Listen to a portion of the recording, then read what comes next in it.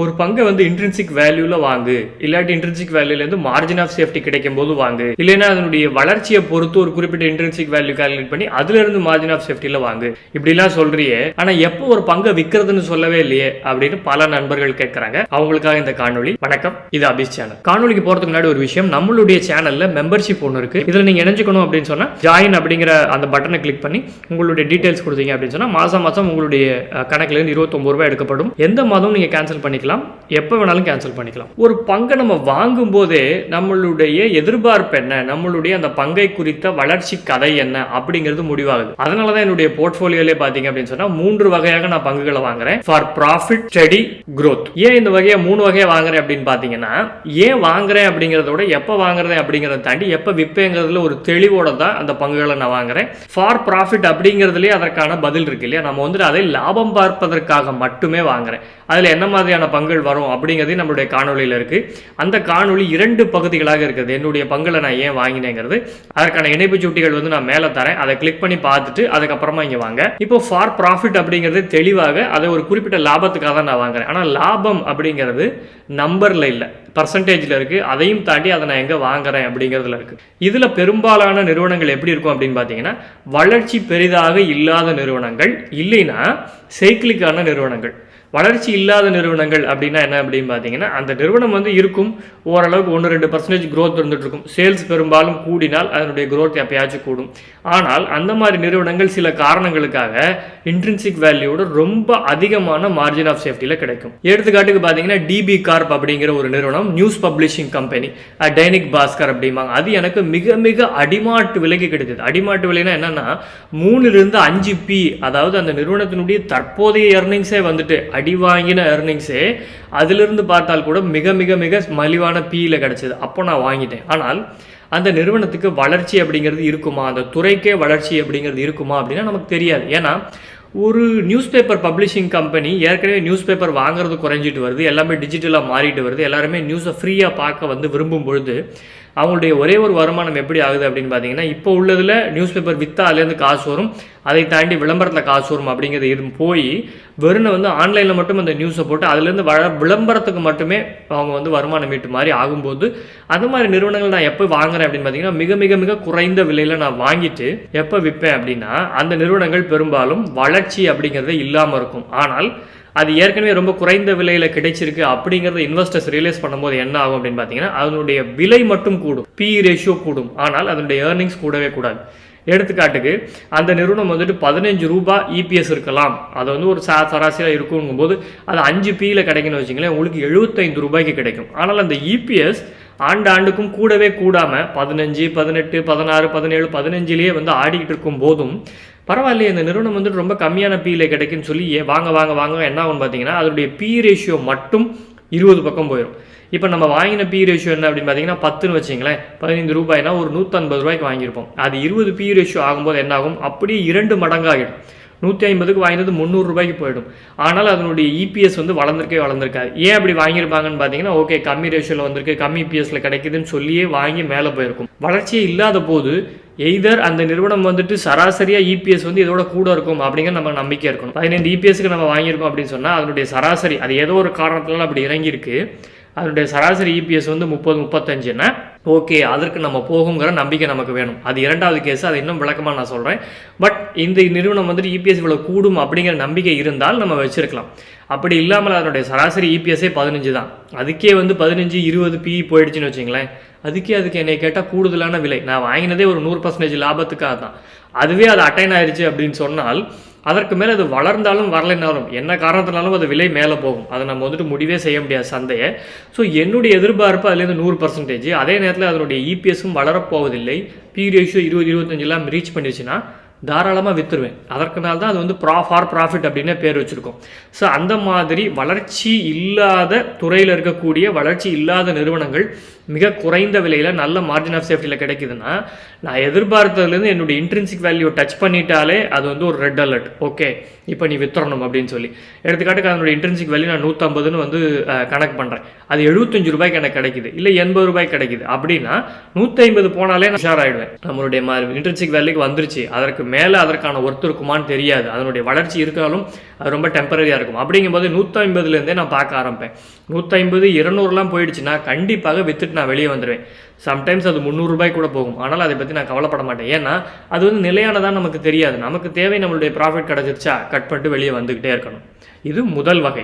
இரண்டாவது வகை தான் நான் சொன்னது. அதனுடைய நார்மல் இபிஎஸ்ஸே வந்து 30-35 இருக்கும், நமக்கு 10-15 கிடைக்குது அப்படிங்கிறது. இது வந்து பெரும்பாலும் சுழற்சி முறை இருக்கக்கூடிய நிறுவனங்கள். இப்போ Cosmo films, Polyplex, star paper, இந்த மாதிரி பேப்பர் இண்டஸ்ட்ரியில் இருக்கக்கூடிய நிறுவனங்கள், சுழற்சி முறையில் கெமிக்கல் இண்டஸ்ட்ரியில் இருக்கிற நிறுவனங்கள் சில நேரங்களில் ரொம்ப வருமானம் கீழே போகும், சில நேரம் ரொம்ப வருமானம் மேலே போகும். இதையும் வந்துட்டு ஃபார் ப்ராஃபிட்னே தான் நான் வாங்கியிருப்பேன். இது ஸ்டெடி ஸ்டாக்னு நான் சொல்ல மாட்டேன். இது இரண்டாவது வகையான ஃபார் ப்ராஃபிட். இந்த நிறுவனங்கள் பார்த்தீங்க அப்படின்னு சொன்னால் ரொம்ப கம்மியான மார்ஜின், அதாவது இந்த மாதிரி நிறுவனங்களுக்கு ஒஸ்ட் மார்ஜின் பெஸ்ட் மார்ஜின் அப்படின்னு இருக்கும். நம்ம ஒஸ்ட் மார்ஜினில் வாங்கிட்டோம்னு வைங்களேன். ஒஸ்ட் மார்ஜின்னா அந்த நிறுவனம் வந்து 100 ரூபாய்க்கு சேல்ஸ் பண்ணுறதுனா 2% அதனுடைய நெட் ப்ராஃபிட்டாக நிற்கிற நிலையில் கூட இருக்கும். அது மாதிரி நிலையில் நம்ம வாங்கிட்டோம் அப்படின்னு சொன்னால் அது பல ஆண்டுகளுக்கு கூட அதனுடைய ரீட்ரேஸ்மெண்ட் இல்லாமல் இருக்கலாம், அதனுடைய பழைய மார்ஜினுக்கு போகாமல் இருக்கும். பட் ஒரு கட்டத்தில் நம்ம கண்டுபிடிச்சி வச்ச ஸ்டோரி, நம்ம வந்துட்டு புனைந்து வைத்த ஸ்டோரி படி அது வந்து அந்த மார்ஜினை நோக்கி போயிட்டுருக்கும். அப்படி அந்த மார்ஜினை நோக்கி போயிட்டு இருக்கும்போது அதனுடைய பெஸ்ட் மார்ஜின் எப்போ ரீச் ஆகுது அப்படின்னு பார்த்துட்டு அதில் வித்துறது நமக்கு நல்லது. ஏன்னா ஒன்ஸ் பெஸ்ட் மார்ஜின் ரீச் ஆயிடுச்சுன்னு வைங்களேன், இது மாதிரி சுழற்சி முறையில் இருக்கிறது திரும்ப ஒஸ்ட் மார்ஜினை நோக்கி தான் வரும். அது இன்னும் வந்து பெஸ்ட் மார்ஜினை போகும், இன்னும் வந்து பெரும்பாலும் பயங்கரமாக ஆயிரும் அப்படின்னு நீங்கள் என்றைக்குமே நினைக்கக்கூடாது. ஏன்னா அந்த நிறுவனமும் அந்த துறையுமே வந்துட்டு அவ்வளவுதான், அதனுடைய மார்ஜின் இதுதான் பெஸ்ட்டு. எப்போ வந்து ரொம்ப குறைந்த அதனுடைய ரா மெட்டீரியல்ஸ் வந்து ரொம்ப கம்மி விலைக்கோ அதனுடைய விலை கூடும்போது அவங்களால எப்போ பாஸ் பண்ண முடியுதோ அப்போ தான் அவங்களால பாஸ் பண்ண முடியும். இதில் இபிஎஸ், பி ரேஷியோ இது எல்லாத்தையும் தாண்டி அதனுடைய மார்ஜினில் நம்ம வாங்கியிருக்கோம், நல்ல மார்ஜினுக்கு எங்களால் விற்க முடியுது. அது ஒரு 60% 70% ப்ராஃபிட்டாக இருந்தால் கூட விற்றுட்டு வெளியே வந்தால் நம்மளுடைய லிவருக்கு நல்லது. இப்போ இதை தாண்டி இது இரண்டுமே ஒரே வகையை சேர்ந்தது தான் ப்ராஃபிட் இல்லையா. அடுத்தது ஸ்டெடி க்ரோத். ஸ்டெடி க்ரோத்ன்னு இருக்கிறத நம்ம வாங்கி வச்சிருக்கிறதே வந்துட்டு ஒரு அண்டை கொடுக்கறதுக்காக தான்.